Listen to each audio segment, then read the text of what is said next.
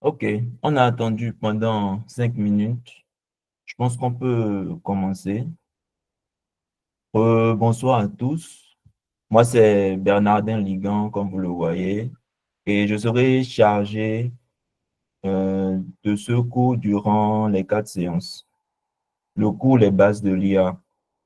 Hmm, Ce cours est développé dans le cadre de la Summer School, l'école d'été organisée par Africa Research Center, qui est un nouveau centre africain dont l'objectif principal est de faire la promotion de la recherche scientifique en Afrique.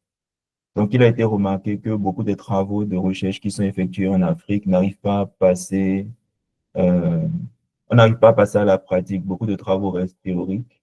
Et donc, c'est l'objectif fondamental euh, de ce centre, au fait. Euh, pour revenir sur le cours qu'on aura à faire, il s'agira des bases de l'IA. Pour cette Summer School, on a remarqué qu'il y a des gens de divers profils qui se sont inscrits, ce qui est tout à fait normal puisque l'IA aujourd'hui, l'IA est partout aujourd'hui, dans tous les domaines, quel que soit votre domaine, euh, on peut appliquer de l'IA. Et donc, c'est ça qui justifie justement l'intérêt euh, des gens de divers profils pour ce cours. Et ce que je vais vous demander, c'est de mettre dans le chat votre prénom suivi de votre domaine ou de votre profession. Comme ça, j'aurai aussi une petite idée des profils en présence. Tout le monde n'est pas informaticien, donc on va essayer d'avoir une approche quand même assez générale puisque, pour que tout le monde puisse comprendre. Je vous demanderai aussi de fermer vos caméras, s'il vous plaît, de ne pas laisser vos micros ouverts. Donc, si vous voulez poser des questions, vous pouvez lever la main ou poser vos questions dans le chat. Comme ça, je pourrai vous désigner et vous pourrez allumer votre micro pour parler.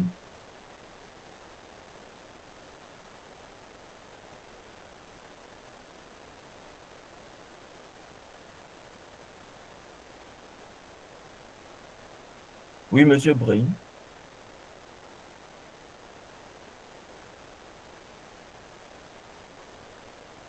Bonjour à toutes et à tous. Oui. S'il vous plaît, j'ai lu dans le groupe que normalement, à la fin, il y aura des certifications, mais je n'étais pas vraiment convaincu, d'où ma question. Est-ce que à la fin du cours, il y aura vraiment des certifications? OK. Je ne suis pas l'organisateur disons, de la Summer School.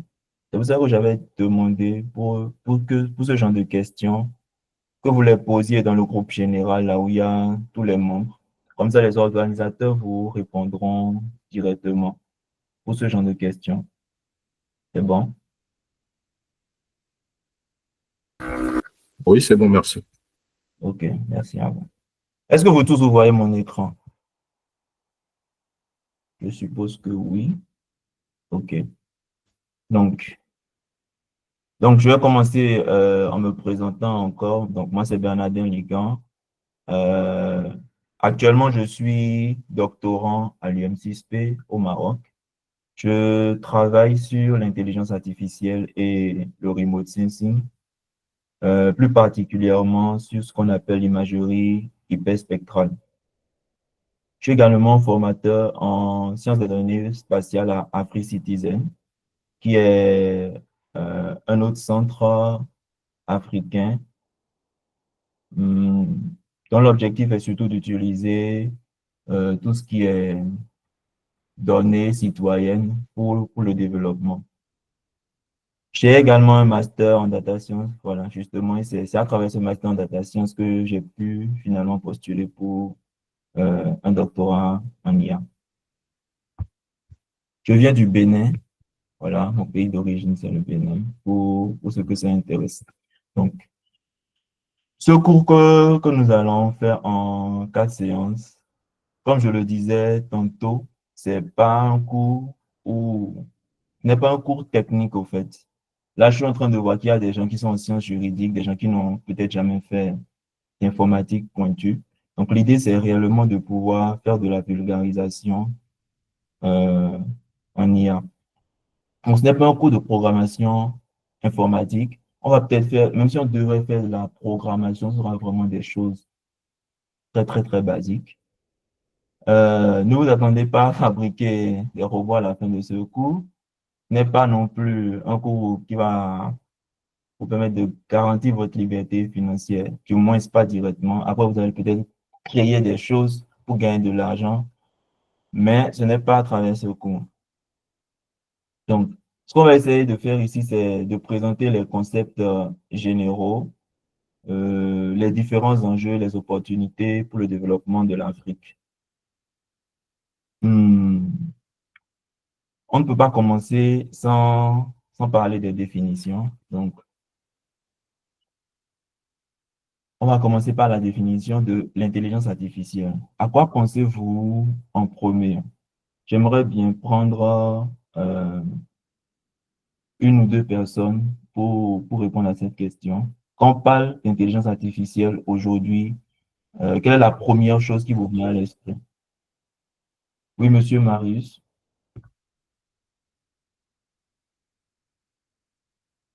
Monsieur Marius Yao, vous voulez parler?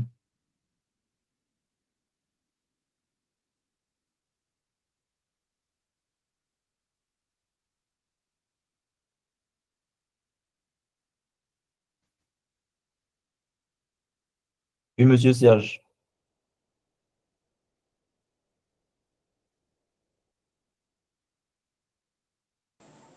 Ok, merci. Bonsoir, Monsieur Bernardin.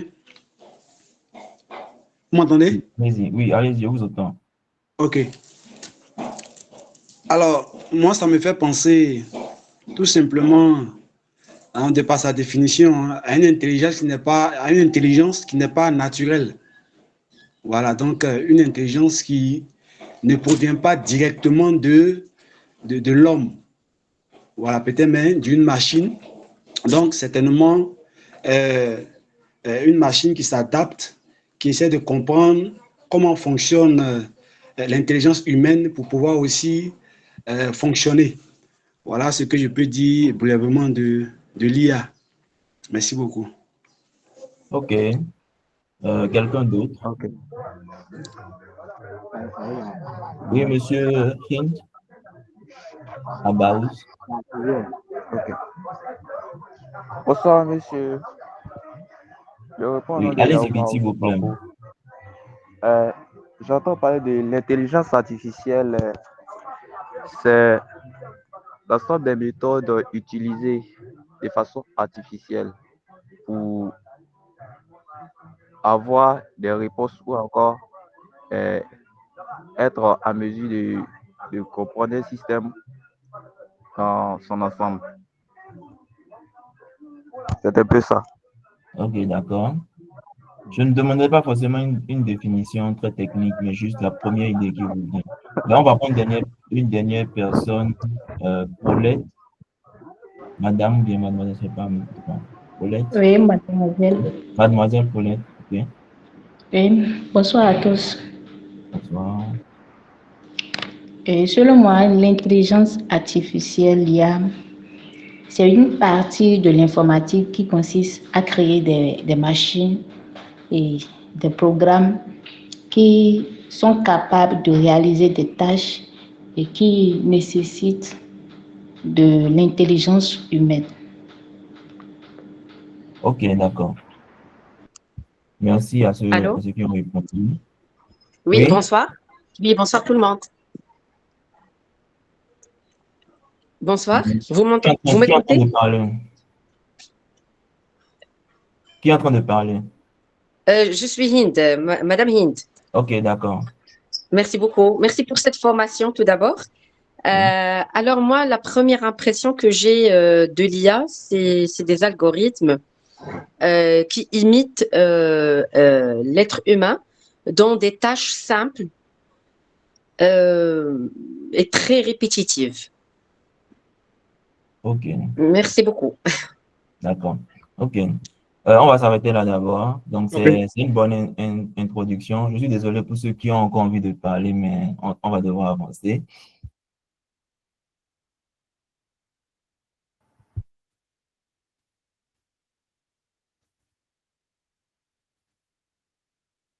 Donc, ça m'a étonné que personne n'a dit ChatGPT. J'étais presque sûr que quelqu'un allait dire, voilà, par exemple, ChatGPT.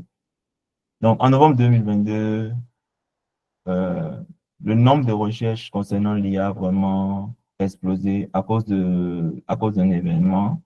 C'était l'avènement de ChatGPT par, qui a été créé par OpenAI. Donc, avant novembre 2022, lorsqu'on posait la question aux gens, en tout cas aux gens lambda, donc je rappelle que ici, le cours, c'est pas forcément pour des informaticiens, c'est pas orienté directement informatique. Les gens pensent plus, quand on parle d'IA, les gens pensent plus à des robots en général. Des robots qui ont une forme humanoïde et qui ont la possibilité de faire des tâches humaines. Et aujourd'hui, quand on parle d'IA, quand les gens vous parlent d'IA un peu partout, même dans les médias, la première des choses à laquelle ils pensent, c'est ChatGPT, parce que disons que OpenAI a réussi à démocratiser l'IA d'une certaine manière que aujourd'hui beaucoup de personnes ont accès à ça. Euh, on ne peut pas définir l'IA sans partir de certaines bases. Je suis sûr que à la télé ou dans d'autres médias, vous entendez sûrement parler d'algorithmes. Et un algorithme, c'est quoi? C'est une suite d'instructions claires pour résoudre un problème, pour réaliser une tâche. L'exemple le plus basique qu'on a l'habitude de prendre, c'est l'exemple d'une recette de nourriture. Donc, je veux préparer un mets donné. Il faut suivre un certain nombre d'instructions pour pouvoir préparer le mets. Donc ça, de manière basique, c'est déjà un algorithme. En même temps, lorsqu'on regarde un peu tout ce qui se passe dans les médias, on entend beaucoup parler aujourd'hui de l'algorithme de TikTok, de l'algorithme de YouTube. Et c'est quoi en réalité quand on parle d'algorithme de TikTok, d'algorithme de YouTube? Et on dit par exemple, l'algorithme m'a recommandé telle chose, j'ai regardé telle chose et on m'a recommandé, j'ai eu telle publicité à côté. Il y a certaines personnes même qui disent, euh, je viens à peine de parler, je ne sais pas, d'une nourriture, je vais sur Instagram et je vois la publicité de la nourriture. Donc, quand on parle d'algorithme ici, on va dire que c'est un ensemble d'instructions, d'instructions euh, dont l'objectif est de recommander du contenu au fait sur ce genre de plateforme.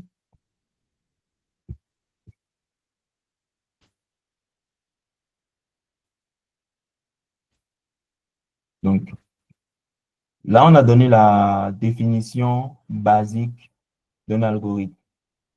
Mais les algorithmes sont exécutés au niveau des ordinateurs.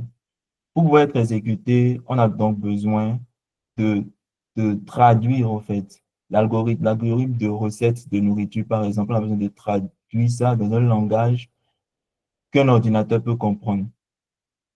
D'où la notion de programme informatique, euh, qui est un ensemble dont l'objectif sera de mettre l'algorithme en action à travers des langages de programmation comme Python, Java, etc. Donc, on va définir maintenant l'intelligence artificielle. L'intelligence artificielle, euh, comment la définir? On peut la définir en deux temps, en définissant d'abord ce qu'est l'intelligence. Donc, l'intelligence, c'est quoi? C'est la capacité à apprendre, comprendre, résoudre des problèmes, percevoir et décider. C'est ce que nous faisons tous de manière intuitive. Et pourquoi le mot artificiel? C'est-à-dire que c'est pas naturel, comme quelqu'un l'avait dit tout à l'heure. Et ce n'est pas une intelligence consciente, mais une simulation d'intelligence via des codes, des données, des algorithmes. Donc, une IA ne pense pas comme l'être humain. Elle traite des données pour produire un comportement intelligent.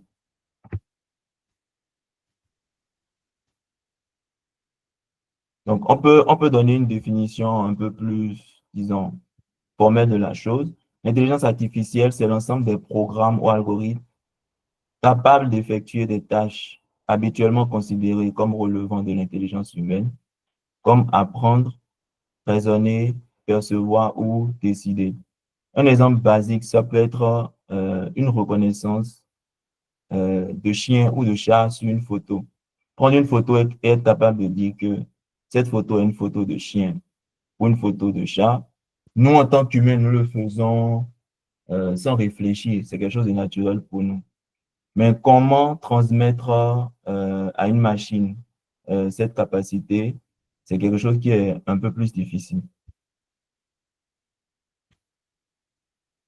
Donc, là, on va entrer maintenant dans certaines ramifications de l'intelligence artificielle. Donc, quand on parle de la définition normale de l'intelligence artificielle, on a vu que c'est un ensemble de systèmes pour imiter la pensée, la pensée et les actions humaines. Donc, dans l'intelligence artificielle, on retrouve encore différentes branches, notamment le machine learning. Donc, aujourd'hui, quand on parle d'IA, la plupart de ce qu'on appelle réellement IA aujourd'hui, c'est basé sur ce qu'on appelle le machine learning, qui représente l'ensemble des systèmes qui apprennent sur la base de grands ensembles de données structurées. Bon, pas forcément structurées et non structurées aussi. On reviendra sur la notion de données tout à l'heure. Et donc, ça veut dire que avec le machine learning, il y a la notion de données. On va remettre à une machine un ensemble de données. Il va apprendre sur ces données-là et être capable après de se comporter, disons, ou bien de résoudre des tâches comme un humain. Dans le machine learning, on a également le deep learning qui regroupe les systèmes qui apprennent via des réseaux de neurones sans être guidés par l'homme. Donc, qu'est-ce qu'on appelle ici réseau de neurones? Ce sont, disons, des algorithmes, pour le dire de manière basique, des algorithmes euh, capables, qui ont été designés, créés en regardant un peu comment fonctionne le cerveau humain. Par exemple, on parle de réseau de neurones. Donc, pour revenir au machine learning, c'est différent de la programmation classique sur un aspect principal. C'est que dans la programmation, ce que nous faisons de manière classique, nous avons de la donnée, nous avons des règles et en sortie, nous avons des réponses. Donc, si par exemple, on veut pouvoir dire que quelqu'un est majeur ou mineur, par exemple, la règle, ça peut être dès que l'âge de la personne est supérieur à 18 ans, la personne est majeure. Et on aura peut-être la donnée Bernardin euh, avec un âge X, ou bien Kojovi avec, je ne sais pas moi, 21 ans. Et on pourra dire que en utilisant l'algorithme, en utilisant les règles que nous connaissons déjà, si cette personne-là est majeure ou mineure. Lorsqu'on vient au niveau du machine learning, on n'a pas les règles. Ce qu'on va essayer de faire plutôt ici, c'est d'apprendre ces règles-là, de faire émerger ces règles-là à partir des données et des answers. Les answers, ce sont les réponses. C'est-à-dire que j'ai beaucoup de données de personnes qui sont majeures ou mineures, donc j'ai leur âge.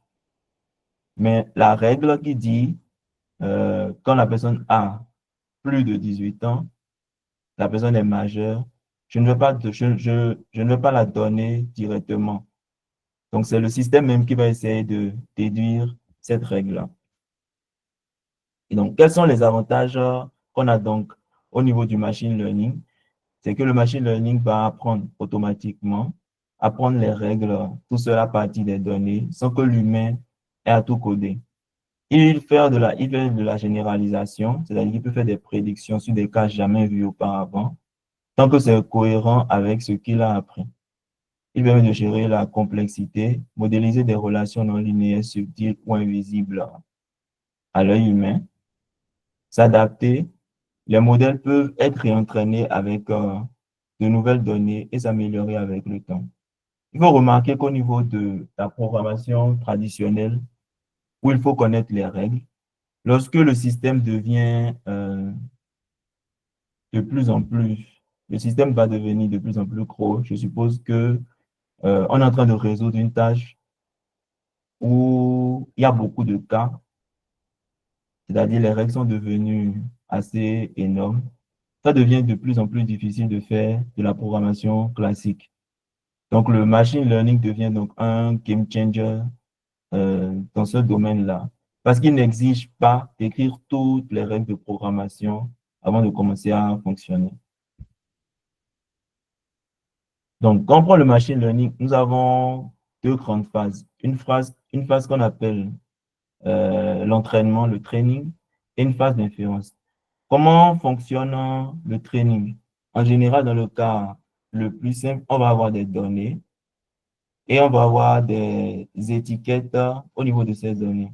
Donc, si je suis dans un cas de classification, par exemple, où je veux reconnaître différents types d'objets à partir des images, les, les outputs ici, les answers, ce sera directement les étiquettes des différentes images.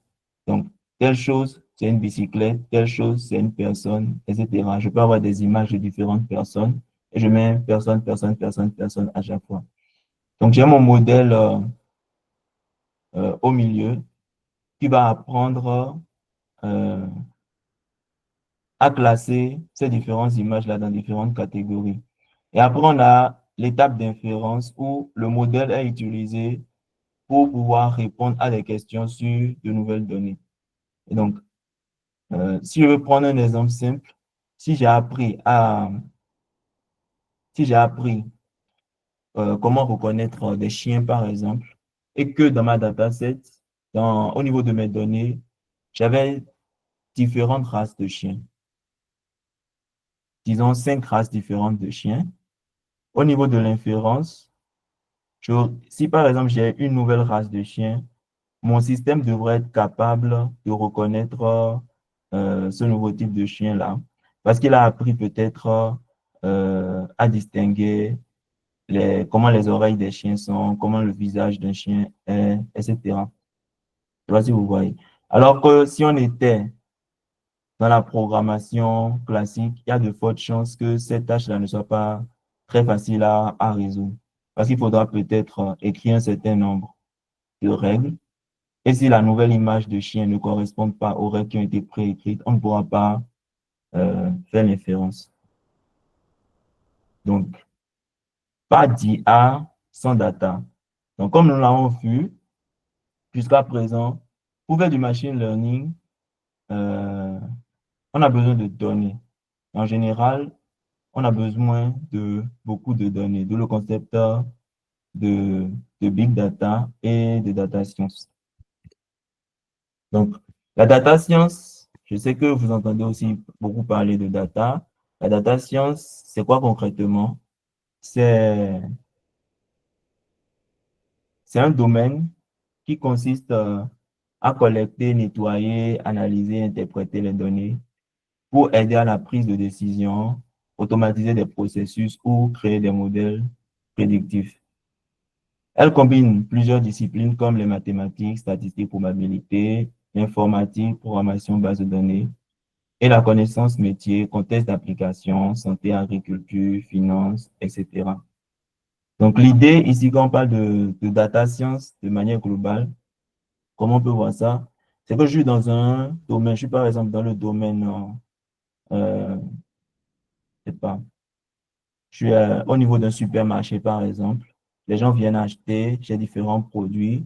Je veux peut-être analyser le comportement des gens qui viennent acheter dans mon supermarché. Donc, je vais collecter la donnée, peut-être sur les profils des gens qui viennent acheter, ce qu'ils aiment le plus. Si ce sont des vieux, qu'est-ce qu'ils achètent le plus? Si ce sont des hommes, qu'est-ce qu'ils achètent le plus? Et donc, on va stocker euh, toutes ces données-là et les interpréter. Il y a un exemple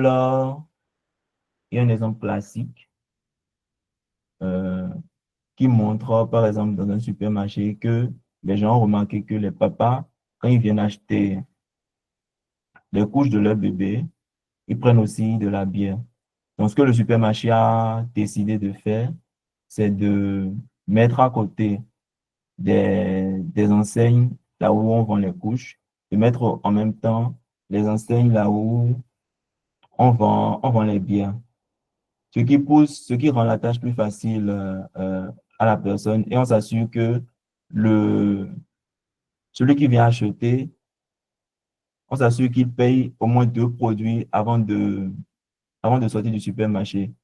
Donc, ce qui fait des gains pour le supermarché en question. Donc, ça, c'est un exemple basique de ce que le traitement des données, l'analyse des données peut nous permettre de découvrir et peut nous permettre de prendre comme décision.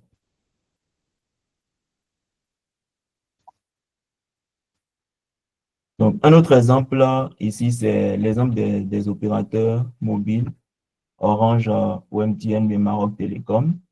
Ils peuvent utiliser la data science pour segmenter leur clientèle. Donc, c'est un peu comme l'exemple que je viens de donner pour les supermarchés, sauf que ici, c'est au niveau des opérateurs mobiles. L'opérateur peut décider, par exemple, de segmenter la clientèle en gros consommateurs, les gens qui utilisent le plus Internet, les utilisateurs moyens et les petits consommateurs. Donc, en voulant faire une promotion, par exemple, mais en voulant créer un nouveau forfait, ils vont peut-être pas vouloir envoyer les mêmes offres de forfait à tous les types d'utilisateurs. Donc, en fonction du type d'utilisateur, on va pouvoir proposer le forfait le mieux adapté pour ces utilisateurs en question, pour ces utilisateurs-là.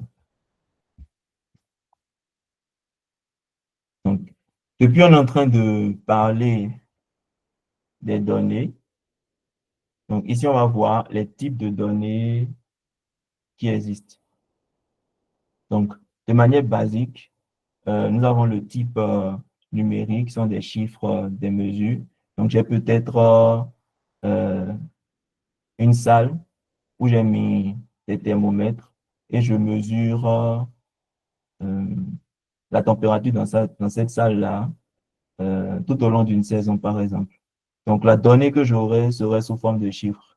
Ça peut être la mesure des âges, les statistiques sur les âges, les salaires, etc. Nous avons les données catégorielles qui ont des valeurs non numériques, comme par exemple et le sexe, par exemple, le genre, le pays de quelqu'un, les types de sol, argileux, ferralétique, etc. Donc, ça sont des données catégorielles. Nous avons le test, qui sont des données, disons, non structurées. Quand je prends, par exemple, tout ce qui est tweet, tout ce qui est commentaires sur les réseaux sociaux, ce sont des données textuelles. Quand je prends les livres, ce sont des données qui sont sous la forme de tests. Les images, ce sont des pixels, les photos, voilà, nous avons tout type de photos, les images satellitaires, les scanners, les IRM au niveau de la santé, par exemple. Donc, ça, c'est le type de données images. Nous avons également les séries temporelles. Les séries temporelles qu'on retrouve très souvent dans le domaine de la météo, par exemple. Tout à l'heure, je donnais l'idée de thermomètre dans une salle, c'est un exemple. Si chaque jour je reviens pour faire une mesure dans la même salle, l'ensemble des données que j'aurais collectées sur un mois, je vais dire que c'est une série temporelle. Nous avons également les données géospatiales. Les données géospatiales sont des données qui sont liées à un lieu. Ça peut être la longitude, la latitude du lieu. En général, la longitude et la latitude du lieu. Ça peut être aussi lié à des images. Donc, nous avons une image, nous avons ses coordonnées géographiques. Donc, c'est un type de données spéciales, les données géospatiales aussi. De là, nous allons parler de la notion de big data dont vous avez déjà sûrement entendu parler. Donc, quand on parle de big data, c'est quoi exactement? Nous avons une entreprise qui s'appelle Domo, voilà. Donc, chaque année, ils sortent un rapport sur des statistiques en termes de data. Donc, ce qui se passe chaque 1 minute dans le monde en termes de data. Là, vous avez un certain nombre d'entreprises assez connues comme Netflix, TikTok. Par exemple, pour le rapport de l'année passée, en 2024, ils ont dit que le nombre d'utilisateurs mettant des vidéos, postant des vidéos sur TikTok par minute, euh, nous avons environ 16 000 vidéos qui sont uploadées sur TikTok par minute en année 2024. Sur YouTube, le nombre de vidéos vues par minute, par exemple, nous avons près de 3 millions de vidéos dans le monde. Et sur LinkedIn, ici par exemple, nous avons près de 9 000 membres qui essayent de postuler à des jobs. Donc ça nous montre un peu la densité de ce qu'il y a comme data sur Internet. Et ça, c'est juste en général ce qu'il y a comme data sur les grosses plateformes Internet. Il y a les petites plateformes et il y a aussi tout ce qui ne passe pas sur Internet. Donc, toutes ces données-là sont collectées et enregistrées. Tout ce que vous mettez comme commentaire sur les grandes plateformes, même vos likes, tout ça, sont stockés sur de grands serveurs à différents endroits dans le monde. Et après, ces grandes compagnies-là essayent d'utiliser ces données pour essayer d'extraire de la valeur. Donc, ils vont essayer d'appliquer des techniques, disons, de data science sur ces données-là. Donc, le concept de big data vient surtout du grand volume euh, de ces données-là d'année en année. Donc, le big data, c'est le terme qui désigne les volumes de données très grands, variés et générés très rapidement qu'on ne peut pas traiter avec des outils classiques. Donc, typiquement, quand on prend ces données-là, ce sont des données hétérogènes. Tout à l'heure, on a vu les réseaux sociaux. Nous avons des vidéos qui sont postées, des tests qui sont écrits, des images également qui sont postées. Donc, ce sont des données hétérogènes qu'on ne peut pas stocker dans des bases de données traditionnelles. Donc, ce grand volume de données hétérogènes-là vient également avec un certain nombre de défis, donc des défis de visualisation. Si je veux visualiser ces données-là, comment faire? Comment stocker ces données, cette grande quantité de données, etc., etc.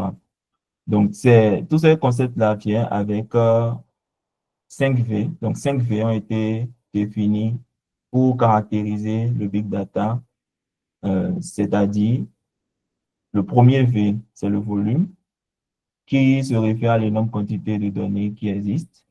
Ensuite, nous avons la vitesse à laquelle ces données-là sont produites. On peut aussi parler de vélocité. Tout à l'heure, on a vu le nombre de données qui sont générées ou bien qui sont générées ou bien postées au niveau des réseaux sociaux en seulement 1 minute. Nous avons également la variété, c'est-à-dire tout ce qui est audio, image, test. La véracité, on est en train de parler ici de la fiabilité. Aujourd'hui, on a le concept de fake news, par exemple, un truc qu'on retrouve beaucoup sur les réseaux sociaux, euh, notamment sur Twitter, par exemple, voilà, où des fausses informations sont partagées et mélangées à ce grand volume de données-là. Nous avons également la valeur, la capacité à extraire de l'information utile de, de ce grand volume de données. Donc, de là, on tombe sur la notion de garbage in, garbage out, qui veut dire quelque chose de simple. Si on veut extraire, si on veut faire un travail, si on veut faire une tâche spécifique à partir des données, plus notre donnée est de bonne qualité, plus on sera capable de mieux résoudre la tâche qu'on veut. Donc, je suppose que euh, je veux pouvoir reconnaître, euh, je ne sais pas moi, des bâtiments ou bien un type de voiture donné. Plus les images de ces voitures-là seront claires, plus moins il y aura de défauts, ou bien plus ces images-là seront proches de ce que je veux détecter, mieux je suis sûr que ma tâche de prédiction sera bien faite. Donc, c'est un peu ça le concept de garbage in, garbage out. Donc, si vous donnez de mauvais trucs à votre système, il est normal que en sortie, les résultats ne soient pas très probants. Pareil au niveau des fake news. Donc, si je veux exploiter un grand volume de données, et que j'ai des informations vraies dans ces données-là, et j'ai des informations fausses aussi dans ces données-là, le fait que les informations fausses que j'ai au niveau de ces données-là peuvent réellement biaiser le système que j'essaie de créer. Donc, une fois qu'on a maîtrisé, compris les notions, la notion de données, on va parler des différents types d'apprentissage. Donc, le premier type d'apprentissage dont on va parler, c'est l'apprentissage supervisé, qui consiste à faire un entraînement avec des données étiquetées. Donc, concrètement, c'est l'exemple que je suis en train de donner depuis le début. On veut faire une reconnaissance, par exemple, ou bien on veut faire une traduction, je ne sais pas, du français vers l'anglais, par exemple. Ce qu'on va faire, c'est, ou bien on veut reconnaître un exemple beaucoup plus simple, c'est la reconnaissance d'un test positif ou bien d'un test négatif. Donc, si on veut reconnaître, si on veut voir s'il y a des insultes, par exemple, ou bien si c'est un commentaire bienveillant, euh, on va commencer en écoutant nos différents tests en disant, par exemple, ça c'est un commentaire positif, ça c'est un commentaire négatif, et après on va entraîner un modèle dessus qui dans l'avenir saura reconnaître des commentaires positifs ou négatifs. Au niveau de l'apprentissage non supervisé, c'est un apprentissage qui se fait sans données étiquetées. Au niveau de l'apprentissage supervisé, c'est que nous avons des données étiquetées partiellement. C'est-à-dire que euh, pour notre tâche, c'est un peu au milieu de l'apprentissage supervisé et de l'apprentissage non supervisé. L'apprentissage par renforcement, c'est de plus en plus utilisé, notamment au niveau des robots, quand il s'agit de faire des interactions avec l'environnement. Donc, typiquement, un exemple, c'est qu'on aura un agent, je suppose, par exemple, un robot à qui on veut apprendre à faire une tâche donnée. Donc, chaque fois quand il va faire, chaque fois quand il va se rapprocher de la tâche avec justesse, on va peut-être lui donner un certain nombre de gains.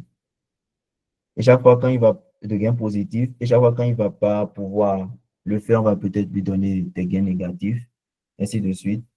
Euh, et un peu comme un enfant, il va, il va continuer l'apprentissage. Donc, ce sont soit des récompenses, soit des pénalités. Le concept d'apprentissage par renforcement, c'est un peu, disons, un peu différent des trois premiers. Le paradigme est un peu différent. Donc, de là maintenant, je vais présenter un autre grand domaine, celui du NLP. Donc, le NLP, c'est Natural Language Processing. C'est une branche de l'intelligence artificielle qui permet aux machines de comprendre, d'interpréter, de générer le langage humain. Donc, euh, quand vous prenez toutes les applications d'IA qui concernent le langage, il faut savoir que on peut mettre ça dans la catégorie NLP. Donc là, j'ai mis un exemple classique. Aujourd'hui, lorsqu'on envoie des mails, ou bien lorsqu'on reçoit des mails, on a des propositions dans Gmail ou bien dans, je ne sais pas ce que vous utilisez dans Outlook, sur des réponses qu'on peut rapidement donner. Donc, c'est en lisant le test, c'est une IA au fait qui nous propose le type de réponse qu'on peut donner. Il y a aussi la complétion. Voilà, l'IA comprend assez le langage pour pouvoir proposer la suite de la phrase. C'est pareil lorsque vous utilisez votre clavier sur votre smartphone. euh, Au début, le clavier n'est pas assez intelligent, mais au fur et à mesure, quand les jours passent et que vous commencez à écrire, vous allez voir qu'il vous propose de plus en plus euh, le prochain mot avec justesse. Donc, c'est un peu ça. Ici, j'essaie de regrouper les tâches courantes en NLP. Donc, nous avons la traduction automatique, tout ce qui est traduction de texte, euh, analyse de sentiments, détecter une émotion ou une opinion dans un test. Voilà, j'avais donné l'exemple des réactions ou bien des commentaires sur Twitter, par exemple. Si on veut savoir si c'est un commentaire négatif, si on veut savoir si c'est un commentaire raciste, des trucs du genre. Donc, le résumé de test, tout ce que ChatGPT me permet de faire aujourd'hui, côté test, c'est c'est lié au NLP, au fait du NLP. Donc, nous avons également la reconnaissance vocale, transformation de la voix en test, la classification de tests, la génération de tests, les chatbots conventionnels, etc., etc. Donc, on a parlé du test, du grand ensemble que forme le NLP. Maintenant, on va parler du computer vision ou vision par ordinateur. C'est une branche de l'IA qui permet à une machine de comprendre des images ou des vidéos comme le fait l'œil humain.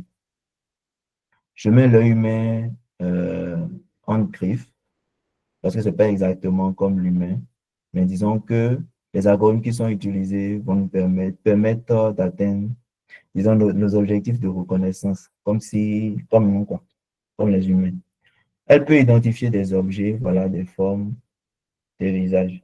Donc, quand vous entendez parler d'une IA qui est capable de traiter des images, vous pouvez mettre ça dans la catégorie computer vision directement. Donc, ici aussi, j'essaie de regrouper certaines applications du computer vision. Donc, le truc le plus basique, c'est la classification d'images. Ça peut être, si on a le truc le plus basique, euh, reconnaissance de chat et de chien, par exemple. Identification, identifier si une image satellite montre une zone agricole ou une zone urbaine. Donc, j'ai vu qu'il y a beaucoup de géomaticiens dans le groupe. Donc, ce qu'on appelle land use and land cover au niveau du remote sensing, par exemple, on peut classer ça dans le computer vision. Nous avons la détection d'objets. En quoi c'est différent de la classification d'images simples? C'est que j'ai peut-être une image là où il y a différents objets. Je veux reconnaître spécifiquement un objet. Je veux peut-être reconnaître une voiture spécifique dans un ensemble de voitures. Ça, c'est de la détection d'objets. Segmentation d'image, c'est identifier chaque pixel appartenant à une catégorie. C'est-à-dire que je veux pas seulement détecter l'objet, mais je veux pouvoir identifier dans l'image euh, l'ensemble des pixels de l'image correspondant à mon objet. Voilà, donc tout ce qui est reconnaissance de visage, ce sont des exemples, reconnaissance de visage. On peut utiliser ça pour la reconnaissance des plaques de voiture, l'analyse de scènes vidéo, détection de maladies. Donc, si par exemple nous avons des images médicales, des images de scanner ou d'IRM par exemple, dans bien des cas, pour ce qui se fait aujourd'hui, il y a des patterns, disons des motifs qui ne sont pas détectables à l'œil nu. Donc, les médecins experts euh, en radiographie, etc., utilisent des modèles d'IA. Ce n'est pas encore des choses qui sont utilisées à grande échelle dans les hôpitaux, mais il y a des tests qui sont faits. On va revenir dessus au niveau de la deuxième séance quand je vais vous présenter des applications concrètes de l'IA. Mais dites-vous qu'il y a ils ont des patterns de maladies que les radiologues n'arrivent pas à détecter, mais que l'IA arrive à détecter. Et là, on peut, par exemple, pouvoir détecter un cancer des mois ou bien des années à l'avance grâce au computer vision. Donc, un autre exemple ici, c'est euh, une voiture Tesla. Voilà, aujourd'hui, on a le concepteur de voiture autonome. Pour qu'une voiture puisse être autonome, il faut qu'elle ait une bonne compréhension de son environnement. Et donc, on va positionner un certain nombre de capteurs, de caméras autour de la voiture. Et avec des modèles d'IA, on va traiter les images, les vidéos qui sont renvoyées par ces capteurs-là. Ce qui va permettre à la voiture de pouvoir freiner, par exemple, lorsqu'il y a des obstacles devant, de pouvoir éviter des obstacles, de conduire comme il faut, de reconnaître les plaques d'immatriculation, etc., etc. Donc, je vais revenir un peu ici sur l'historique de l'IA en deux grandes parties. Donc, on va commencer, on va scinder ça euh, en plusieurs, en plusieurs époques. Donc, une première époque de 1943 à 1956, c'est un peu le début, où un grand monsieur, je ne sais pas si vous le connaissez, qui s'appelle Alan Turing, voilà, qui a établi le test de Turing. C'est aussi dans cette période qu'on comprend que le cerveau, un réseau de neurones, mesure des performances de l'IA, échecs et dames. Donc, dans cette période-là, la manière dont on fait l'IA, ce n'est pas du tout du machine learning, c'est vraiment des choses basiques, c'est de la programmation traditionnelle. Il y a tout ce qu'on appelle IA symbolique pour pouvoir faire des choses intelligentes pour l'époque, mais si on vous les montre aujourd'hui, ce ne sont pas des choses très, très intelligentes. Nous avons un premier âge d'or entre 1956 et 1974 avec la création du premier chatbot. On commence à avoir beaucoup d'investissements dans le domaine de l'IA. Le premier réseau de neurones artificiels est créé également dans cette période. Et ensuite, on a le premier hiver. Ce qu'on n'entend pas hiver ici, c'est une époque sombre, en fait. C'est-à-dire que dans l'époque précédente, beaucoup d'investissements ont été faits. Mais là, on commence à remarquer que les résultats qu'on obtient ne sont pas assez intéressants pour tous les investissements qui sont faits. Donc, cela est dû à beaucoup de choses. C'est-à-dire, par exemple, dans l'époque, il n'y avait pas assez de puissance de calcul. Donc, ici, on n'est pas en train de... Je n'ai pas vraiment expliqué comment fonctionnent les réseaux de neurones. Mais les réseaux de neurones sont des algorithmes qui nécessitent réellement de la puissance de calcul. Aujourd'hui, si vous suivez les émissions d'IA, on va beaucoup vous parler de puissance de calcul. On va vous dire que ChatGPT ouvre beaucoup d'énergie, etc. Donc, à l'époque, là, la puissance de calcul n'était même pas encore assez développée. C'est aussi le cas du stockage de données. On n'avait pas encore de grands supports, de grandes technologies pour pouvoir mieux stocker les données. Donc, il manquait des financements. Ce qui fait que les réseaux de neurones ont été laissés, ont commencé à être mis au placard. Les chercheurs ont commencé à s'intéresser à d'autres domaines de recherche. Donc, on rentre dans le deuxième âge d'or de 1980 à 1987, où un certain nombre de financements ont ont recommencé, notamment au Japon. Nous avons les systèmes experts également qui ont vu le jour, par exemple, dans le domaine de la médecine, par exemple. Donc, les systèmes experts, ce sont des systèmes, euh, c'est un peu comme si on développe, on essaie de créer un expert d'un domaine, par exemple en médecine, pour reconnaître un symptôme, des maladies, par exemple. Et il s'agit d'un ensemble, c'est surtout un ensemble de règles. Donc, on va définir beaucoup de règles pour pouvoir traiter une maladie, par exemple. Donc, le fait de pouvoir rendre ça, disons, scalable et efficient, ça a donné quand même un peu plus d'enthousiasme pour que les gens puissent recommencer à investir dans l'IA. Et je vais vous faire remarquer que ici, quand même, on va dire que les réseaux de neurones sont créés déjà depuis la période 1956-1974, mais l'IA ne prend pas encore. Donc, c'est juste pour dire que ici, ce qu'on appelle la recherche fondamentale, souvent, c'est des choses qu'ils ont déjà créées euh, peut-être 50 ans, 100 ans à l'avance, mais l'écosystème ou bien le manque de technologie ou bien le manque de financement euh, ne permet pas encore l'éclosion totale de ces technologies-là.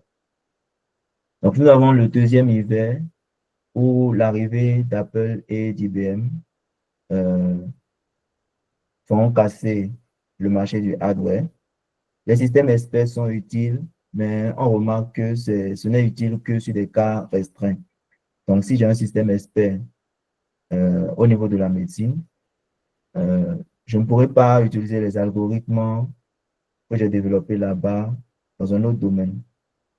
Donc, le financement côté IA commence encore à diminuer.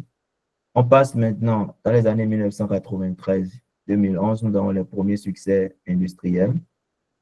Nous avons Deep Blue qui est une IA de IBM qui va battre, c'est un peu l'image qu'il y a là, le champion mondial d'échecs. Et nous avons la loi de Moore qui est définie, qui nous dit que la puissance de calcul va doubler, va doubler chaque année. Ça, c'est la loi de Moore, c'est lié au processeur. Parce que là, on rentre dans une époque où nous avons des entreprises comme Intel qui développent des processeurs de plus en plus efficients et de plus en plus efficients chaque année. Et donc, il y a un chercheur qui s'appelle Moore qui va développer la loi de Moore. Quand on rentre dans les années 2011, c'est l'accélération totale. Nous avons le deep learning dont les performances vont exploser. Nous avons des GPU qui permettent de mieux faire des calculs d'IA. Nous avons de la data également, parce que c'est l'époque où les grands réseaux sociaux qu'on connaît commencent réellement à émerger, donc stockent et collectent beaucoup de données. Donc, tout ça permet l'éclosion de l'IA.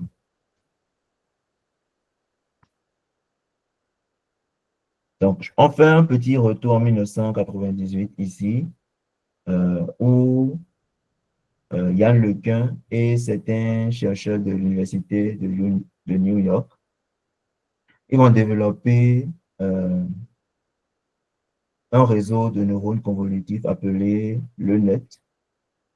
Donc, les réseaux de neurones convolutifs sont des données, des réseaux de neurones spécialisés pour des tâches de reconnaissance d'images.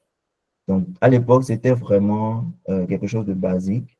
C'était juste de pouvoir reconnaître les chiffres que vous voyez ici écrits à la main, les chiffres manuscrits. Donc, la donnée, c'était ça.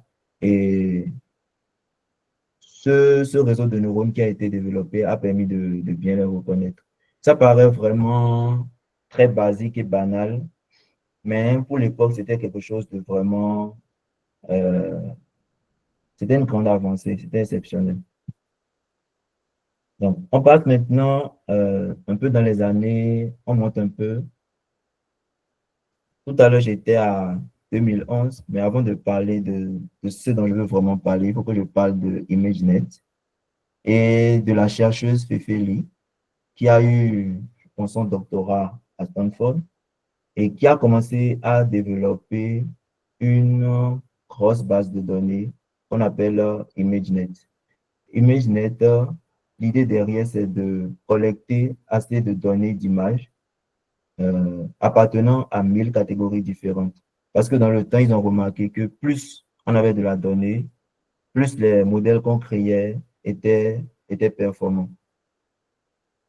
Donc, c'était un peu ça l'objectif. Donc, elle a commencé ce projet-là en 2009.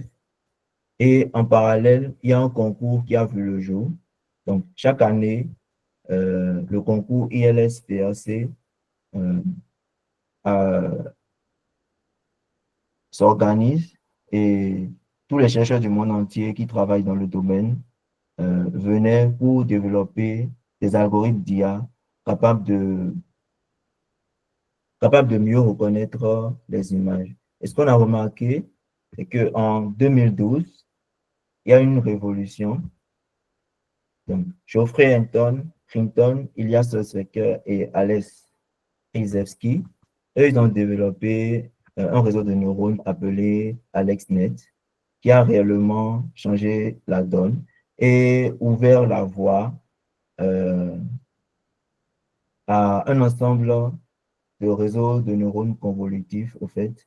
Donc, d'autres algorithmes qui sont pareils un peu pareils que le LeNet qui a été développé par Yann LeCun. Donc, il s'agit ici surtout de trouver la bonne manière d'aligner un certain nombre de couches dans le réseau de neurones. Donc, on ira un peu vite. Nous avons le tournant de l'attention en 2017. Vous avez peut-être déjà entendu parler de l'attention. C'est juste la capacité d'un modèle à focaliser son attention sur certains mots importants d'un contexte. Donc, ce concept-là a vu le jour à travers un article qui est bien connu et qui s'appelle Attention is all you need. Et quand on prend la phrase, par exemple, de Cat Sat on the mat, l'attention aide à faire le lien entre Cat et Sat, même s'ils sont séparés dans la même phrase. Donc, ce concept d'attention-là, lié à une nouvelle architecture qu'on appelle les transformers, va jeter les bases de tout ce qu'on connaît aujourd'hui comme IA. Donc, quand vous prenez, par exemple, ChatGPT, de manière structurelle derrière, c'est un alignement de couches de blocs de transformers. Donc, inspiré par le succès des transformers, d'autres chercheurs ont développé les Vision Transformers, qui sont l'équivalent des transformers, au fait, pour des tâches de vision. Je tiens à dire que les transformers ont été d'abord développés fondamentalement sur des tâches de test. Donc, tout ce qui concerne le NLP. Et donc, de manière équivalente, en computer vision, les Vision Transformers ont été développés. Donc là, on rentre maintenant dans l'ère des modèles de fondation, des LLM et des VLM. Donc, quand on parle de modèles de fondation, ce sont des modèles d'IA entraînés sur d'énormes quantités de données. Ça peut être des tests, des images, des vidéos, et qui sont capables de s'adapter à plein de tâches, comme la traduction, le résumé, réponse à des questions, l'analyse d'images, etc. Donc, l'idée, c'est d'entraîner une seule base intelligente qu'on peut recycler partout. Ce qu'il faut faire remarquer, c'est que avant cette ère-là, la plupart des modèles qu'on créait étaient capables de faire une seule tâche. C'est-à-dire, si vous voulez résumer du test, vous avez un seul modèle pour résumer du test. Vous avez un seul modèle pour générer du test, un seul modèle pour faire de la traduction, etc. Donc, ce qui change ici, c'est l'avènement de large language models comme ChatGPT, voilà, qui sont capables de faire tout ce que je viens de citer là à la fois. Donc, nous avons ce qu'on appelle les LLM, les Large Language Models. Ce sont des modèles de langage géant comme DeepSeek, ChatGPT, tout ce qu'on connaît comme modèle d'IA disponible en ligne aujourd'hui, qui sont capables de traiter surtout les tests. Et donc, de manière équivalente, On a les VLM, les Vision Language modèles comme Gemini et même GPT-4, qui sont à la fois capables de comprendre du texte, mais également des images. Donc aujourd'hui, quand vous allez dans ChatGPT, euh, vous êtes capable de faire des tâches sur différents types de fichiers, des fichiers test, générer du test. Il y a aussi la version qui nous permet de générer des images, tout ça avec euh, un seul modèle. Donc, dans l'ère des modèles de fondation, voilà, on a une pléthore de nouveaux modèles, des modèles dont vous avez sûrement entendu parler, Claude, Grok, de Elon Musk, les modèles de Meta, les modèles de type Llama, DeepSeek, DALL-E, etc. Et puis, on entend de plus en plus parler euh, des agents IA. Des agents IA. Donc, après, disons, un peu l'arrivée de tout ce qui est large language model, ChatGPT et compagnie, on remarque que ces mêmes compagnies-là développent de plus en plus ce qu'on appelle des agents. Un agent, c'est quoi? C'est une IA qui est capable de percevoir, de raisonner, de prendre des décisions et d'agir dans un environnement, souvent de manière autonome. Et les agents qui existent aujourd'hui euh, utilisent un ou plusieurs LLM ou VLM comme en griffe cerveau, mais vont plus loin. Ils sont capables de planifier, de s'adapter, d'exécuter plusieurs actions. Donc, jusque-là, lorsque vous rentrez sur les plateformes d'IA qui existent, lorsque vous allez sur ces plateformes-là, vous êtes cantonné à ces plateformes.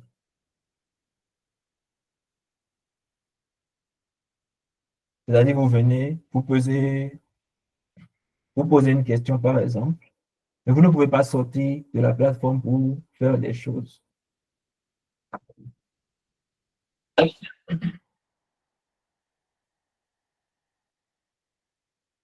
Donc, imaginez que vous voulez que, en plus de, en plus de, d'écrire un mail, par exemple, en plus d'utiliser ChatGPT pour vous aider à écrire un mail, vous voulez faire de l'automatisation. Donc, c'est-à-dire, par exemple, écrire un mail et l'envoyer à 10 différentes personnes par Gmail, et ce, à telle date, par exemple. Donc, ça nécessite de sortir de l'application ChatGPT. Donc, en général, ce sont des agents qui vont se charger de faire ça. Nous avons également là un exemple ici, un agent de planification de voyage à qui vous pouvez donner une consigne. Organise-moi un voyage à Dakar la semaine prochaine avec un budget de 500 euros. Qu'est-ce que l'agent va faire? Il ira sur les plateformes chercher des vols, proposer un hôtel, par exemple, générer un programme pour vous, et il peut réserver également votre vol, votre hôtel, tout ça, via les API des applications en question. Donc, on est vraiment dans l'ère actuellement de l'interaction des IA avec différentes applications. Donc, application concrète de l'IA. Il y a des applications dans différents domaines, notamment en sciences de la vie, les transports, la santé, sécurité nationale, marketing, disons en banque, dans tous les domaines aujourd'hui. Et c'est important de s'y intéresser. Nous n'allons pas entrer aujourd'hui directement euh, dans les détails de comment l'IA est utilisée dans ces différents domaines, mais nous aurons le temps de revenir sur ça dans les prochaines séances. Là, je vais parler un peu des distinctions que certains chercheurs ont reçues. Pourquoi? Parce que, comme vous l'avez vu quand j'étais en train de présenter l'historique, il y a eu vraiment des moments difficiles dans le domaine de l'IA depuis les années 1900. Et si ce n'était pas que certaines personnes avaient eu le courage de continuer à faire de la recherche dans ce domaine-là, s'ils avaient abandonné, on n'aurait peut-être pas les IA que nous avons aujourd'hui. Le domaine ne serait peut-être pas aussi mature. Donc, on a d'abord ces trois personnages-là qui ont eu un prix Turing en 2018. Ce sont les pionniers du deep learning, Joshua Bengio, Geoffrey Hinton et Yann LeCun. Vous avez déjà rencontré dans les slides précédents Geoffrey Hinton et Yann LeCun.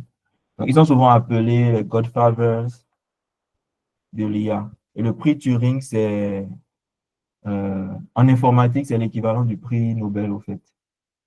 Le prix Turing, c'est l'équivalent du prix Nobel. Et c'est grâce à leurs recherches qu'on a les avancées majeures en computer vision, en NLP, en reconnaissance vocale, etc. Donc, ce sont les pères du deep learning. Plus encore, l'année passée, donc il y a en 2024 seulement, je dirais, pour la première fois, on a des informaticiens, des gens qui travaillent sur l'IA, qui ont reçu le prix Nobel de physique. Il s'agit de John Hopfield et de Geoffrey Hinton. Geoffrey Hinton, qu'on a vu précédemment, il a reçu également le prix Nobel de physique pour avoir jeté les bases physiques et mathématiques de l'apprentissage profond. Pourquoi? Parce que lorsqu'on prend, euh, lorsqu'on prend le deep learning, ce qu'on a appelé deep learning, les réseaux de neurones, lorsqu'on veut modéliser ça en mathématiques, l'inspiration part de la physique, au fait. Donc, ils ont été récompensés pour ces travaux-là. Et cela montre que l'IA est désormais reconnue comme un sujet scientifique majeur, au même titre que la physique des particules ou l'astrophysique. Donc, vous pouvez travailler dans l'IA aujourd'hui et résoudre des problèmes en physique. Autre prix Nobel encore, c'est le prix Nobel de chimie 2024, euh, qui a été reçu par trois autres informaticiens, disons, mais ils appartiennent il y a deux qui appartiennent au laboratoire de Google qu'on appelle DeepMind. Eux, ils ont travaillé sur la structure des protéines. Ils ont développé un modèle qu'on appelle AlphaFold. Et il y a aussi David Baker, lui de l'Université de Washington, qui a remporté la moitié du prix pour ses travaux en conception computationnelle des protéines. Donc, ce prix souligne comment l'IA est en train de transformer la recherche scientifique. Donc, l'IA, ce n'est plus juste un truc, euh, ce n'est plus juste quelque chose pour traiter du test, poser des questions, reconnaître des images, comme on a l'habitude de le faire. Mais on est en train de voir ici que c'est en train de révolutionner des domaines comme la physique, euh, la chimie et même la santé.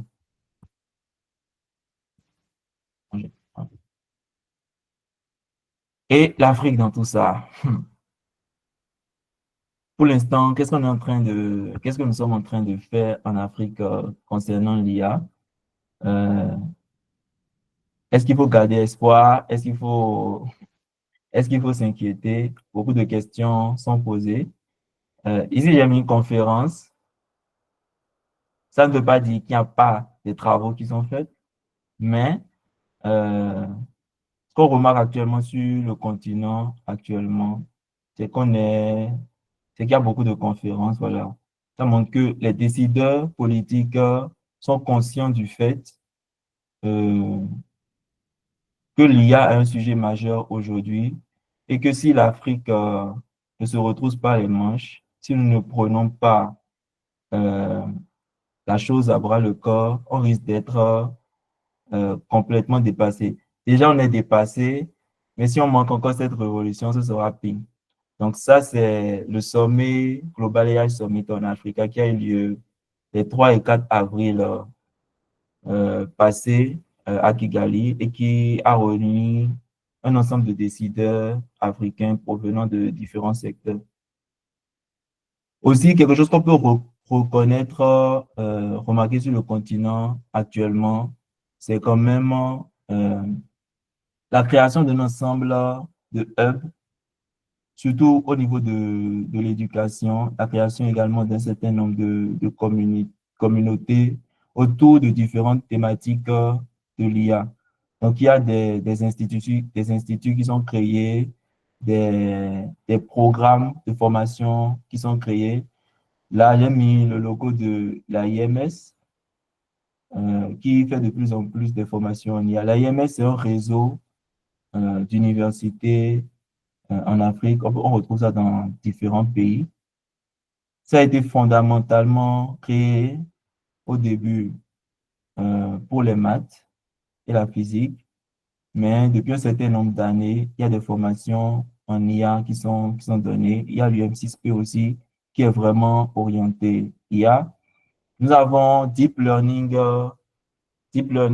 Indaba, qui est une initiative africaine euh, pour rassembler un certain nombre de jeunes chercheurs autour des questions d'IA.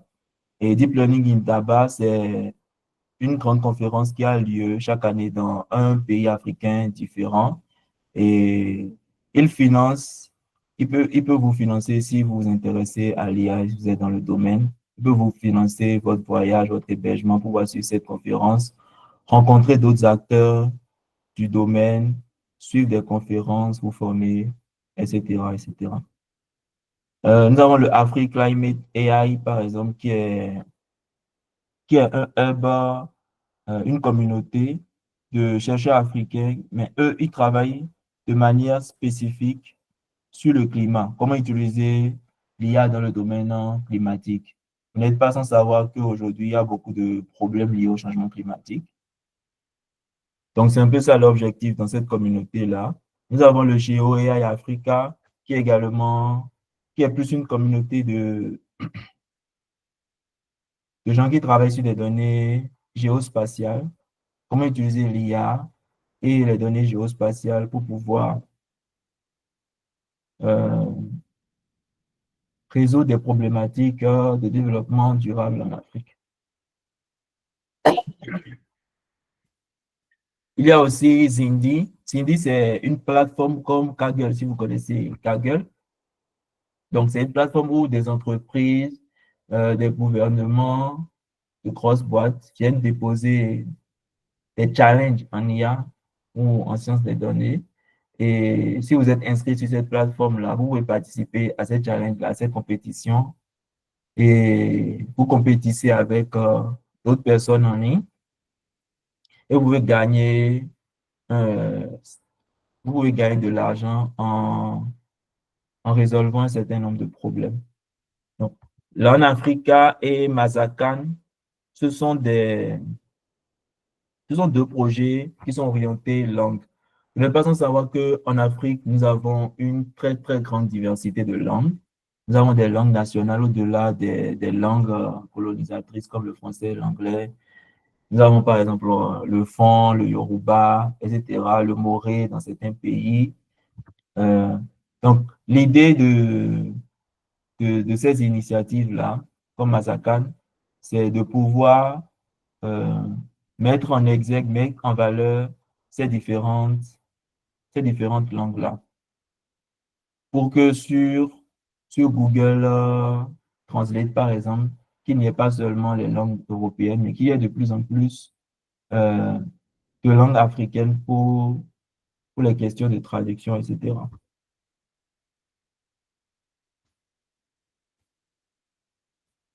Donc, dans la suite de ce cours, qu'est-ce que nous allons voir? Qu'est-ce que nous allons faire? J'espère que vous suivez.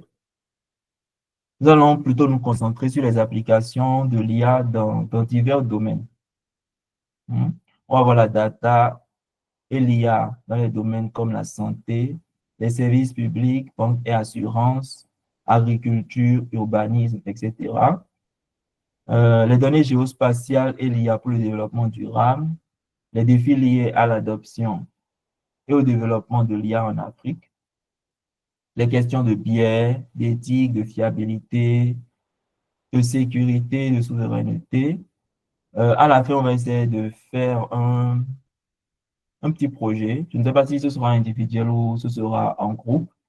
Et on va essayer, chacun va essayer de résoudre un problème concret lié à son métier ou à son milieu de vie à l'aide de l'IA.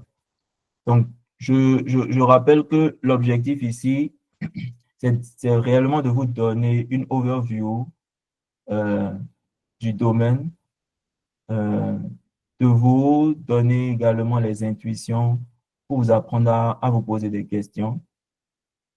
Parce que de plus en plus aujourd'hui, ce n'est plus seulement les informaticiens qui peuvent résoudre des problèmes avec de l'IA, quel que soit votre domaine, vous pouvez le faire. Et on remarque également, côté startup, que les gens qui ont la connaissance technique, ce n'est pas toujours eux qui ont les bonnes idées. Donc souvent, on a des cofondateurs, voilà. Quelqu'un peut-être dans le domaine du tourisme, voilà, qui veut proposer une solution à base de l'IA.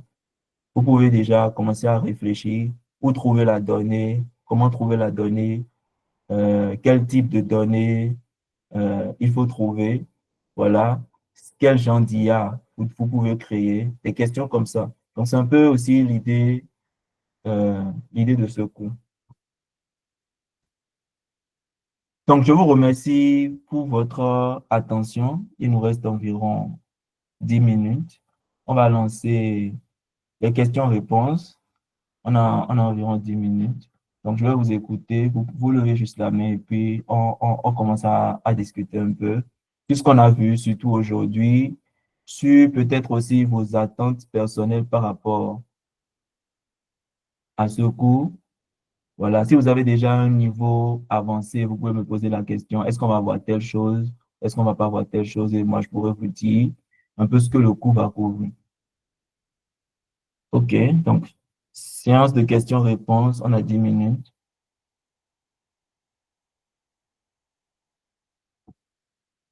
Merci pour ceux qui, dans le chat, ont mis leur prénom. Il suffit juste de mettre prénom et puis domaine. Prénom, domaine, c'est largement suffisant. Je n'ai même pas forcément besoin de vos noms de famille, tout ça. Comme ça, j'aurai une idée de la diversité des profils qui sont là.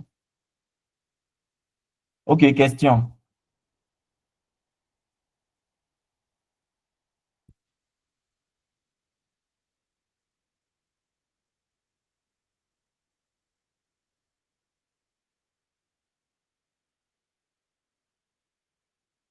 Vous pouvez lever le doigt et lever la main. Oui, monsieur Louis. Alors, bonsoir à toutes et à tous. Déjà, je tiens à remercier le présentateur. C'est déjà un pas pour nous qui sommes donc novices dans le domaine. Juste une question que j'ai trouvée très pertinente dans le chat, qui est la suivante. Quels seront les types d'applications d'IA dans le domaine de la santé qu'on pourra donc peut-être découvrir au cours de cette séance? Merci.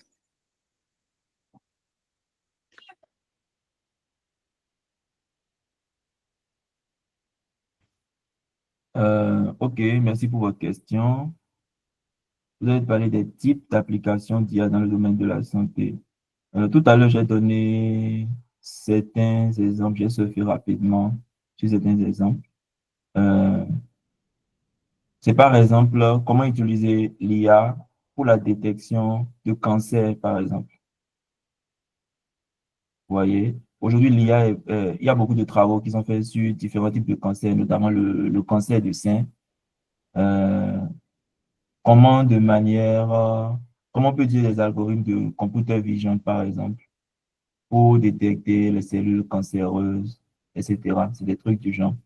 On ne va pas forcément entrer dans les détails des algorithmes parce que c'est pas durant ces 4 séances-là que vous allez créer ce genre de trucs. Ce sont des gens qui sont, même moi, je suis pas forcément du domaine de la santé. Moi, je travaille sur des images, satellitaires, par exemple. Donc, je ne suis pas forcément en mesure de me lever du jour au lendemain et de développer ce genre d'algorithme-là. Par contre, on va brosser un certain nombre de choses, histoire de vous donner une idée de comment ça marche. C'est bon? OK.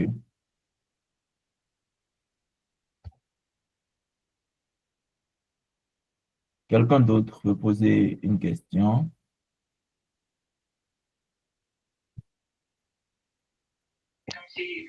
Oui, monsieur Clément. Oui, bonsoir. Bon, je suis Bonsoir, là monsieur encore, Clément. hein. Oui, Oui. et bon, je suis météorologiste et on fait essentiellement des prévisions météo. Et OK. il y a une révolution de ces prévisions météo qui intègre actuellement l'IA. Donc, ça m'intéresse bien, mais je me suis jamais intéressé par comment ça se fait, par la manière dont ils arrivent à intégrer ça. Donc, je ne sais pas si à la fin de cette séance sur l'IA, je vais pouvoir. Est-ce qu'il y a une partie du reste du cours qui sera consacrée à vraiment comment on intègre, parce que les modèles météorologiques actuellement intègrent l'intelligence artificielle. Donc, je ne sais pas si à la fin de ce cours, on va en parler. J'ai été trop spécifique, hein. C'est ma question, quoi. OK. Donc, merci pour votre question. Oui, c'est prévu que j'en parle. Ok. C'est prévu que j'en parle. Donc, j'ai prévu une partie. Mais ce sera, quand je dis c'est prévu que j'en parle, c'est pas. Vous-même, vous venez de dire que vous avez été assez spécifique. Vous voyez? Donc, on a des gens ici qui sont en droit. L'idée, c'est. Donc, on va pas rentrer dans les détails. Donc, ce que je peux faire, c'est ajouter des références pour chaque domaine pour permettre à chacun de continuer après. Mais ce que je vais présenter, c'est un peu globalement euh, ce qui se fait et peut-être les grands acteurs. Parce que il y a quelques jours, par exemple, il y a l'entreprise là qui s'appelle Nvidia encore. Ils ont développé un nouveau modèle climatique. Donc, il y a plein d'entreprises comme Google, par exemple. Euh, Aujourd'hui, il y a comment on appelle maintenant? Sur nos smartphones, nous avons des applications qui nous permettent de connaître la météo. Donc, les grosses boîtes comme Google ont commencé à développer leur propre modèle et à les intégrer dans leurs applications, en fait. Donc, ce sera intéressant de voir brièvement euh, ce qu'il en est, mais on n'ira pas forcément Ok, dans les détails merci. techniques. Oui, c'est bon. Merci beaucoup. C'est bon?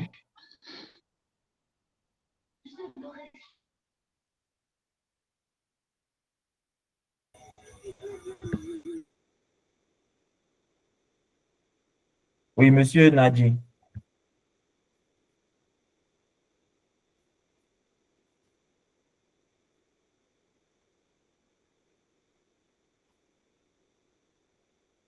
Vous pouvez y aller.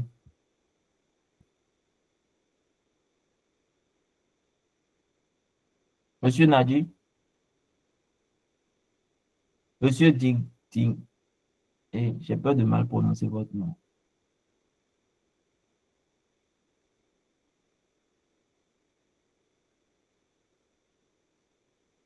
Donc, vous pouvez poser toutes sortes de questions, hein, des questions sur le cours, sur vos attentes, tout ça.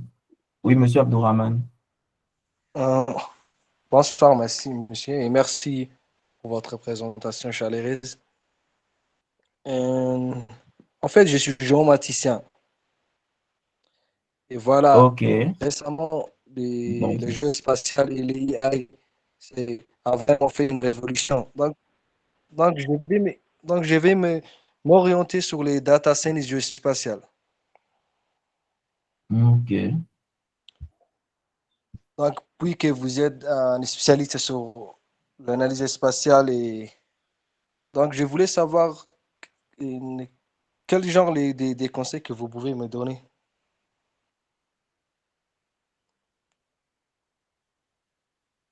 OK. le premier conseil que je peux vous donner d'abord, c'est de suivre des cours d'IA basiques. D'abord, des cours simples de deep learning, par exemple, comme si vous n'étiez pas du domaine géospatial, comme si vous vouliez apprendre l'IA de manière générale. OK? Et Ok, après, vous pouvez cibler sur YouTube, par exemple, euh, des tutoriels. Il y a des chaînes spécialisées qui montrent, par exemple, comment on peut prendre des données sur Google F Engine, OK? Et faire des tâches de classification sur ces données-là, des trucs du genre. ok, merci, monsieur. Dans le cours, je vais essayer de brosser un peu ce qu'il y a comme données géospatiales et comment on peut les utiliser pour résoudre un certain nombre de problèmes en Afrique. Ce sera un peu intéressant. Ce sera intéressant. Maintenant, s'il y a d'autres personnes, d'autres domaines qui aimeraient bien que j'aborde brièvement leur domaine également, parce qu'on ne pourra pas tout aborder. Donc, vous pouvez le dire aussi pour que...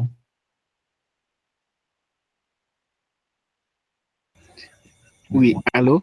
Oui. Alors, permettez-moi encore de revenir. Euh, Vu que c'est quelque chose qui est lié à la recherche, parce que la structure, le nom, on sent recherche dessus. Je me disais, est-ce que au cours de cette formation, on pourra peut-être avoir cette chance de faire un lien entre la recherche et l'utilisation donc de l'intelligence artificielle en faisant peut-être allusion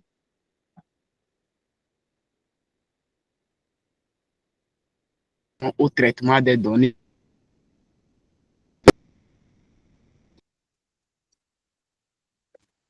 J'ai pas bien entendu la fin. Est-ce qu'on pourra peut-être... Oui, je disais, est-ce qu'on pourra peut-être avoir la chance de pouvoir aborder voilà, ce volet de intelligence artificielle et recherche précisément dans le traitement des données? C'est-à-dire, quand je parle de traitement des données, ici, quand on fait la collecte des données, comment pouvoir peut-être intégrer ça à IA pour, au lieu d'utiliser des logiciels et le faire manuellement, peut-être qu'on pourra utiliser l'IA dans un autre sens pour faire un traitement un peu plus rapide, quoi. Ok, vous êtes dans quel domaine, s'il vous plaît? Ancienne de gestion, déjà. Ok, donc qu'est-ce que vous entendez par traitement plus rapide? Exemple. Ok, d'accord. Voilà. Quand je parle de traitement plus rapide, disons que lorsqu'on fait la collecte, il y a les données sociodémographiques, il y a les Donc, dans un données, tableau Excel, par exemple. oui, oui, en tableau Ok, Excel, ok. où on fait des codages. Est-ce que, voilà, c'est un peu de ce genre-là. D'accord. Monsieur Beranda? Attendez, je vais rapidement répondre. D'abord, D'accord. quand vous avez parlé de recherche, quand vous avez parlé de recherche, Monsieur Louis, euh, ce que moi j'entendais par recherche, c'est la recherche scientifique en général. Je ne pensais pas aux enquêtes démographiques et tout. C'est pour ça que j'ai voulu connaître votre domaine et savoir exactement de quoi vous êtes en train de parler. Euh, Normalement, ce dont vous êtes en train de parler, c'est possible. Est-ce qu'on va prendre le temps de faire un exemple concret? Je ne suis pas sûr. Maintenant, si vous voulez des liens, je pourrais peut-être chercher et puis vous envoyer des liens précis sur ce que vous êtes en train de demander. Maintenant, quand on parle de recherche scientifique, en général, je pense que tout au long de la présentation, vous avez déjà vu le lien entre l'IA et la recherche scientifique. En fait, c'est totalement un domaine de recherche qui est, qui est lié à d'autres domaines de recherche aujourd'hui, qui est utilisé dans d'autres domaines de recherche aujourd'hui. Donc, tout type en biologie, en physique, en santé, etc., etc. Monsieur Nadi, Oui, bonsoir, Monsieur Beranda. Désolé, j'avais un problème de micro. Ok. Oui. Alors, moi, ma question est de savoir, je suis au fait dans l'analyse des données, data analyse et la finance. Donc, moi, j'aimerais savoir, est-ce que durant ces séances qui auront lieu, est-ce qu'on va aborder au fait les thèmes, par exemple, du côté de la finance, où il faut faire l'automatisation avec l'IA pour pouvoir au fait voir en gros au fait comment ça fonctionne l'automatisation pour pouvoir faciliter la tâche et comment planifier, par exemple, son emploi avec l'IA et tout ce qui va avec. Est-ce qu'on verra ça également? Malheureusement, on ne verra pas ça en pratique. Parce qu'on n'a D'accord. pas assez de temps. On n'aura que 4 séances. Maintenant, je vais faire remonter ça aux organisateurs. Et peut-être la prochaine fois, il y aura des séances pratiques pour ce genre de trucs. C'est bon? Super, ça marche, merci. OK. Parce que l'idée aussi, c'est de ne pas perdre, c'est de ne pas perdre tout le monde. Parce que si on commence à aborder des spécificités d'un domaine, voilà, ça peut ennuyer certaines personnes ou bien, même si ça ne les ennuie pas, ils peuvent avoir beaucoup de mal à suivre. Ouais. Ça marche, c'est bon pour moi. OK. Merci.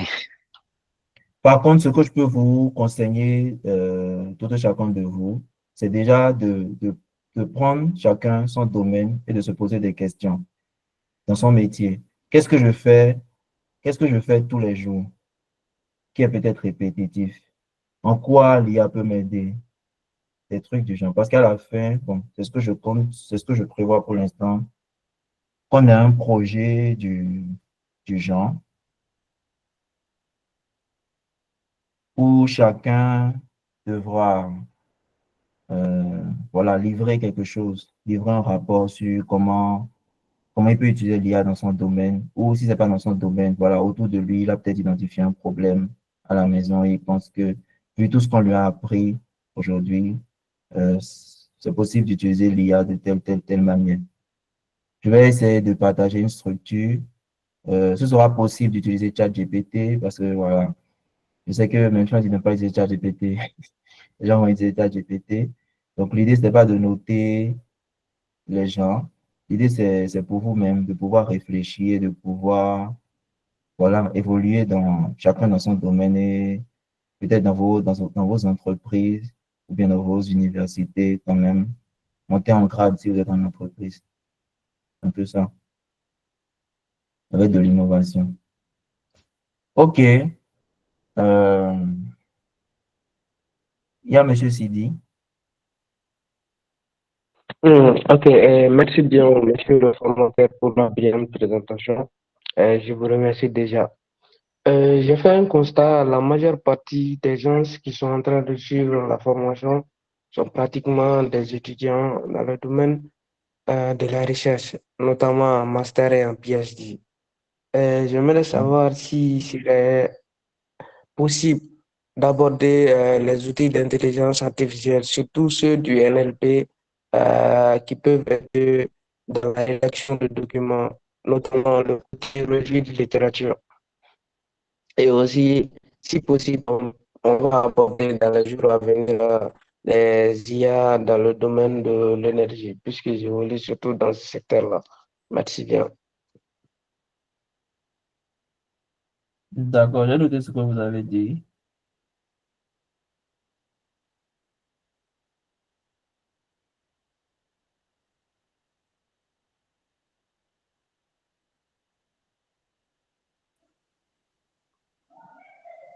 S'il vous plaît, dans le domaine de l'énergie,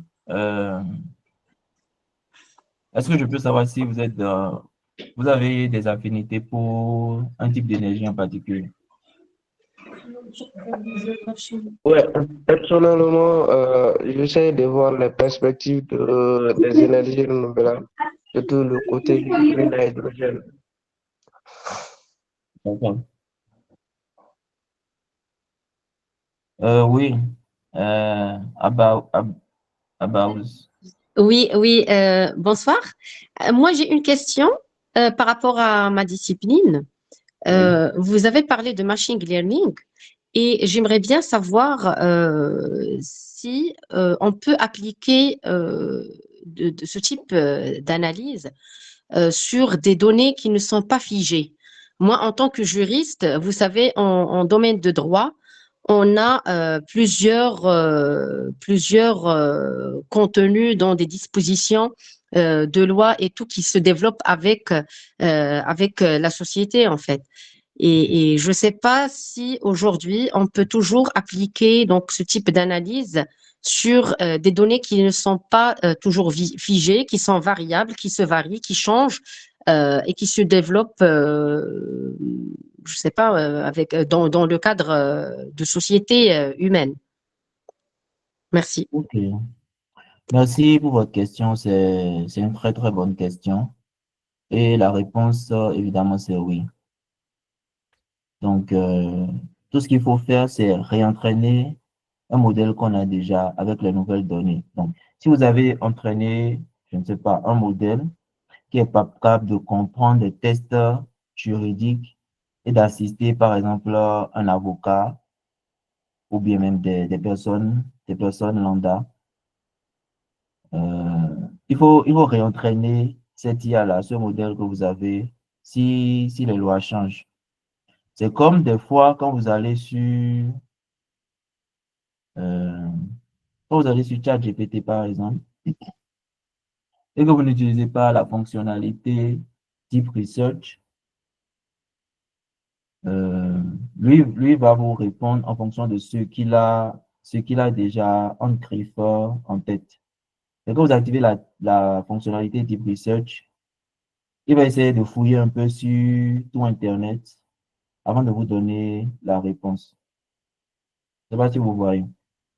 Donc, même s'il y a le côté dynamique, on peut réentraîner les modèles existants ou bien on peut donner les nouvelles données là aux modèles existants pour mettre à jour les connaissances, au fait. C'est bon? Mais comment on peut garantir en fait la fiabilité de ce qu'on a sur Internet?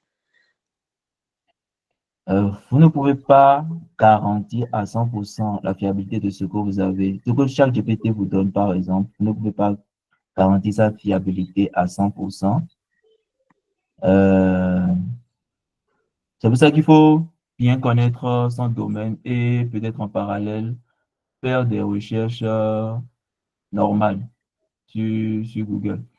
Parce que il y a il y a le concept d'hallucination au niveau des modèles génératifs surtout où le truc va peut-être vous renvoyer 5 réponses. Il y aura 4 réponses vraies. Vous allez penser que le truc donne toujours de bonnes réponses, mais la 5e réponse sera fausse. Donc, comme vous êtes dans le domaine, c'est à vous d'avoir une certaine rigueur pour pouvoir mieux contrôler les choses avant de les utiliser. D'accord, donc toujours on aura besoin de l'humain, hein. C'est rassurant quand même. Oui, je pense qu'on aura toujours besoin de l'humain, mais bon, en tout cas, Bien sûr, mais pour le contrôle a posteriori, donc il le faut, hein, donc surtout lorsqu'il s'agit de décisions qui concernent en fait le côté justice, c'est pas évident. Oui, c'est pas évident. Bien que dans certains pays, des gens ont déjà commencé à utiliser ça. Oui, effectivement, aux États-Unis, c'est déjà le cas, mais c'est toujours discriminatoire en fait. Voilà. La plupart des logiciels, pardon, c'est pas des logiciels, mais c'est des algorithmes ou bien des modèles qui ont été utilisés, par exemple, dans les tribunaux. Les études qui ont été faites pour évaluer en fait le modèle, ils ont donc confirmé que c'est un outil qui est discriminatoire, donc il faut revoir les choses autrement. Okay. Et là, je vois que oui, le machine learning, on peut l'utiliser, mais il y a des disciplines en fait qui concernent le pur humain, et ça serait difficile en fait de l'appliquer. Ce serait difficile. En fait, dans tout métier, il y a une partie automatique. Oui, effectivement, donc là, tout ce qui concerne. assez utile. Et quand il s'agit de prendre des décisions de justice, en tout cas la dernière décision. Oui. Voilà, c'est comme par exemple aussi au niveau des voitures autonomes. Actuellement, il Oui. existe des voitures autonomes qui peuvent conduire tout seuls, mais souvent c'est toujours bien de mettre un homme devant, un homme qui sait conduire devant. Parce qu'en Oui, cas effectivement. de nouvelles décisions, l'humain peut reprendre le contrôle. Donc, ces questions-là, on va les aborder, je pense, dans la troisième séance. D'accord, Inch'Allah. J'espère en fait qu'on aura le temps donc de rediscuter aussi de la responsabilité et de tout ça. Merci beaucoup, c'est très gentil et je vous remercie pour votre formation qui est très pertinente. C'est très intéressant, ça nous permet en fait moi je suis juriste, mais je me suis inscrite pour en fait m'ouvrir sur d'autres disciplines et voir en fait ce qui se passe dans d'autres domaines d'activité. Merci beaucoup. Merci pour votre écoute. Je vous en prie. Merci. Juste pour dire qu'aujourd'hui, il y a même des fonds, des fonds gouvernementaux, et il y a aussi tout ce qui est, en tout cas, des trucs qui sont spécifiquement dédiés à l'éthique, pour étudier l'éthique en IA. Donc, c'est vraiment un problème qui est vraiment important. OK. Donc, je pense que s'il n'y a plus de questions, on se reverra le samedi matin. S'il n'y a plus de questions. Ce fut un plaisir de commencer cette séance avec vous. J'espère que vous serez toujours aussi présents les jours à venir. OK.